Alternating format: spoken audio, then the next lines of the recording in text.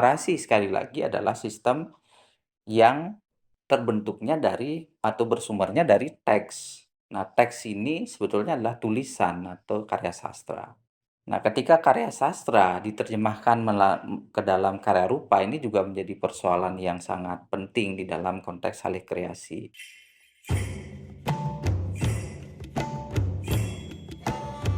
Melihat seni rupa Bali, sebetulnya kita berhadapan dengan wilayah yang cukup kompleks.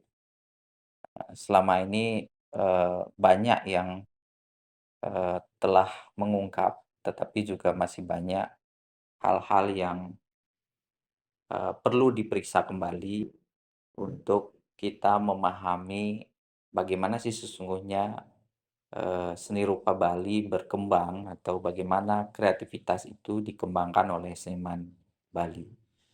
Katakanlah sekarang kita akan mencoba melihat dari konteks tradisi dan narasi. Jadi istilah ini menjadi istilah yang sangat lekat dalam perkembangan seni rupa Bali. Khususnya seni rupa yang eh, memiliki dimensi dengan budaya dan tradisi religi di Bali.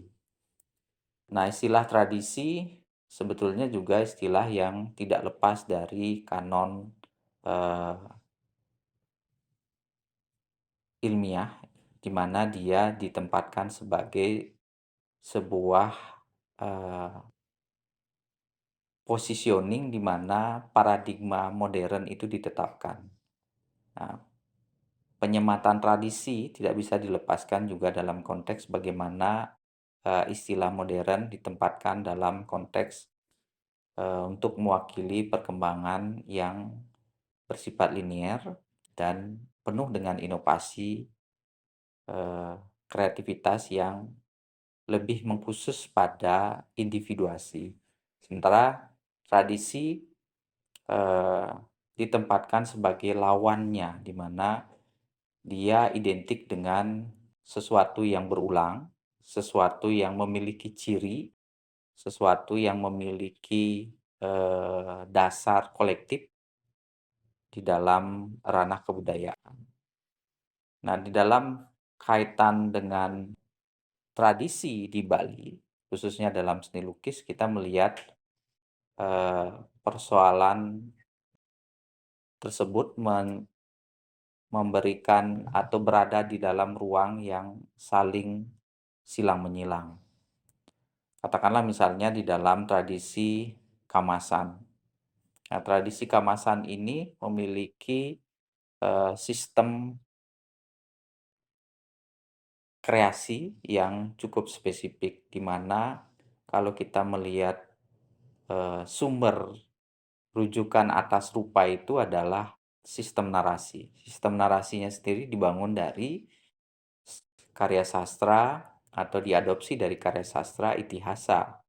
Dua kanon besar misalnya Ramayana dan Mahabharata atau Bharatayuda yang dikenal di Jawa dan di Bali menjadi rujukan. Nah, tapi bagaimana seniman atau masyarakat menempatkan kanon tekstual itu sebagai sebuah rujukan yang perlu diterjemahkan di dalam karya rupa, khususnya media seni lukis. Ini tidak lepas dari penghayatan masyarakat atau eh, orang Bali terhadap nilai-nilai yang terkandung di dalamnya. Karena itu menjadi bagian dari ajaran eh, sistem religi sendiri. Sehingga eh, seniman atau masyarakat di dalam konteks masanya, dalam konteks masa lalu terutama, sangat menghayati itu sebagai bentuk pandangan hidup.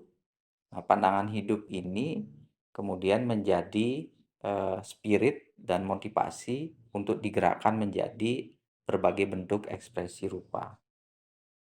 Nah, dalam tradisi kamasan, kita melihat sebetulnya di situ memang bukan tradisi seni lukis ansih seperti dalam konteks abad 20, tetapi tradisi gambar yang media ungkapnya itu terkait dengan eh, apa kebutuhan-kebutuhan budaya atau tradisi itu sendiri.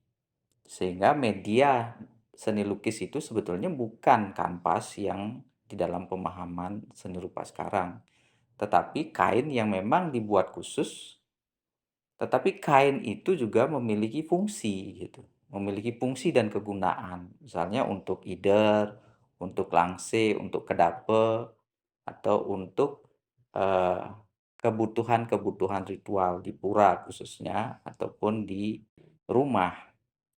Nah ini yang, eee, terkait dengan sistem, religi ataupun sistem narasi tadi. Kenapa dia ditaruh atau dilukiskan? Karena memang penghayatan atas nilai-nilai itu untuk apa, diterapkan di dalam kehidupan sosial dan kehidupan pribadi mereka dan diperuntukkan untuk kebutuhan religi. Nah, sistem terbentuknya dari atau bersumbernya dari teks. Nah, teks ini sebetulnya adalah tulisan atau karya sastra.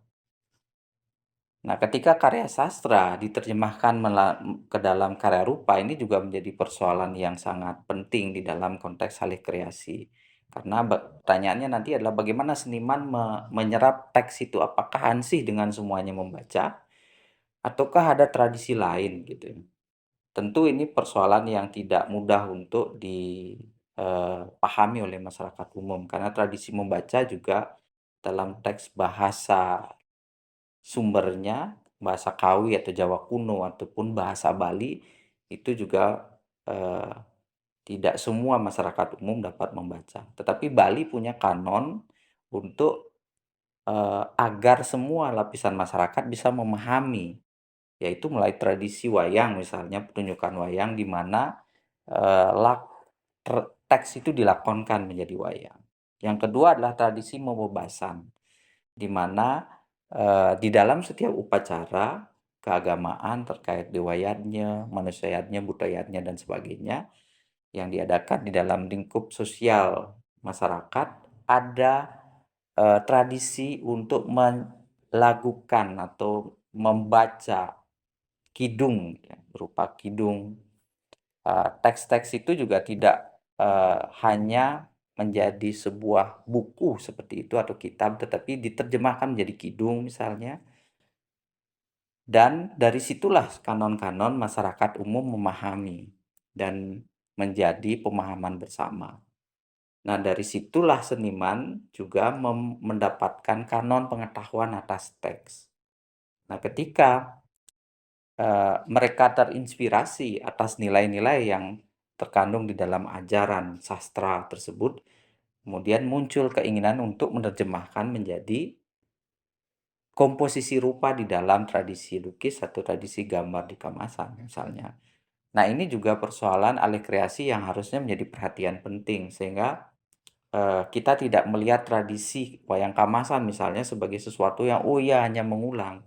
Tidak seperti itu sebetulnya persoalannya. Tetapi persoalan dasarnya adalah bahwa menerjemahkan teks dari kidung, dari bahasa, kemudian dari voice itu menjadi rupa itu adalah sebuah kreativitas yang tidak sederhana. Karena bahasa tidak bisa diterjemahkan sepenuhnya, bahasa teks tidak bisa diterjemahkan sepenuhnya di dalam bahasa rupa. Di dalam bahasa rupa membutuhkan cara untuk menerjemahkan teks itu menjadi sistem narasi sendiri.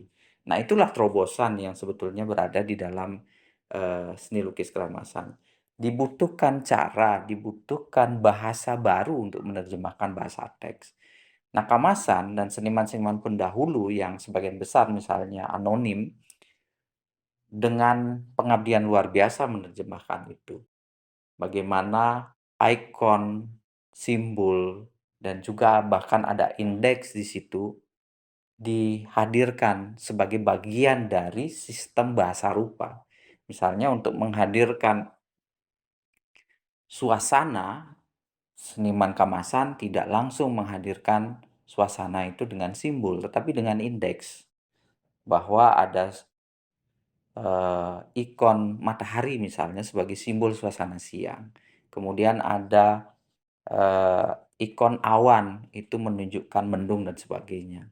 Atau bahkan untuk menyimbolkan suasana perang misalnya, ada ikon-ikon tertentu yang memiliki indeksikal yang harusnya dapat dibaca. tetapi memang tradisi untuk membaca sistem rupa ini juga tidak mudah atau tidak banyak yang bisa membaca ini. Jadi, tradisi dan narasi itu dalam konteks seni rupa Bali, katakanlah sementara ini dalam tradisi seni lukis kemasan itu sebetulnya masih banyak yang belum diungkap. Nah, beberapa peneliti seperti Peter Worsley, Adrian Pickes, dan banyak sekali peneliti-peneliti sekolah dari luar negeri berusaha mengungkap itu.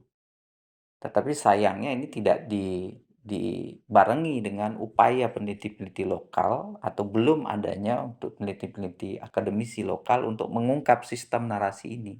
Karena dengan terbukanya sistem narasi ini sebagai sebuah sistem pengetahuan atas rupa atau tradisi seni lukis Kamasan, seharusnya kita nantinya akan dapat memeriksa dan menempatkan sistem pengetahuan rupa itu sebagai sebuah kerangka yang lebih konseptual untuk melihat alur perkembangan yang terjadi. Kalau misalnya kita akan melihat nanti perkembangan yang terjadi di seni lukis itu ada pitamaha atau seni rupa modern atau kontemporer, ketika aspek-aspek yang mendasar dari sistem bahasa rupa di dalam tradisi wayang misalnya yang ditempatkan oleh kanon eh, kemodernan itu sebagai sebuah lawan dari masa lalu untuk katakanlah dalam tanda kutip ditolak atau dikritisi, ketika sistem pengetahuannya terbaca dan terdokumentasi dengan baik, itu bisa dilihat. Tetapi sekarang semuanya masih tidak terbaca tentunya dengan baik. Sehingga ketika menempatkan perkembangan atau geliat A sebagai sebuah perkembangan B dan geliat C sebagai perkembangan C dan seterusnya, kita tidak bisa melihatnya secara paradigmatik. Hanya melihat sebuah lompatan-lompatan visual yang nantinya hanya justifikasi baik kepentingan. Salah satunya misalnya adalah kepentingan pragmatis. Kepentingan pragmatis yang hanya memiliki kepentingan jangka pendek. Nah, persoalannya ketika seniman tidak meresapi bagaimana atau tidak berusaha mengkaji kembali nilai-nilai dan sistemnya, ya dia juga akan pasti mengalami kebuntuan di dalam permainan visual atau visual game yang dia akan coba gerakkan. Ya mungkin itu, titik awal yang dapat saya berikan catatan bagaimana, eee, persoalan tradisi dan narasi dalam seni lukis Bali ini masih bisa diulik kembali dalam konteks sejarahnya, misalnya dalam nanti tradisi Ubud, tradisi Batuan, dan tradisi-tradisi yang lainnya yang disebut tradisi, tetapi alangkah baiknya kita bisa melihat tradisi itu dalam kerangka yang lebih komprehensif, tidak hanya di dalam pemahaman, Aping yang hanya melihat itu sebagai sebuah sebuah hal yang seolah-olah dipahami, gitu ya, seolah-olah dipahami, seolah-olah dianggap mewakili masa lalu, dan tidak mampu lagi kita untuk melihat atau memeriksa terobosan-terobosan yang terjadi dalam konteks itu, dan bahkan pengetahuan yang berada di dalam lapisan-lapisan, perkembangan tersebut. Terima kasih, sampai bertemu dalam pembahasan kita berikutnya.